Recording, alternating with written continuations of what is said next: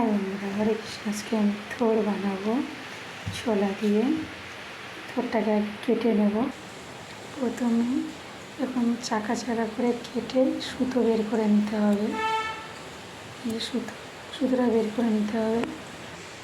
অল্প একটু নুন দেব, দিয়ে ভালো করে চটকে নেব।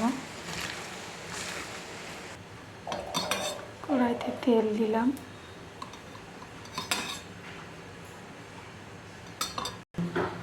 তেজপাতা লঙ্কা ফোড়ন দিলাম, সর্ষে ফোড়ন দিলাম,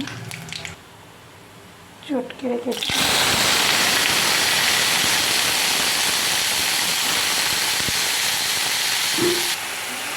ছোলাগুলো দিয়ে দিলাম।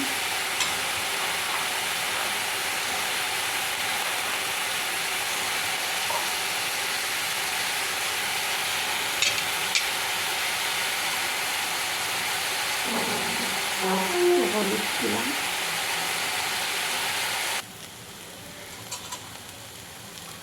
স্বাদ মতো নুন দিলাম,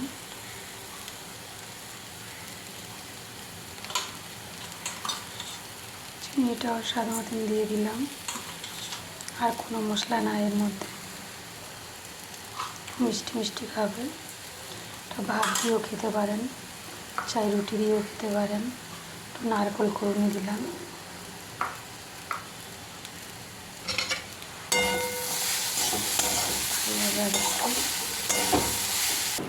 একটু কাঁচা লঙ্কা দিলাম।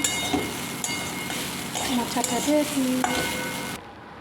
দুপুরের খাওয়া থোড় মাছের ঝোল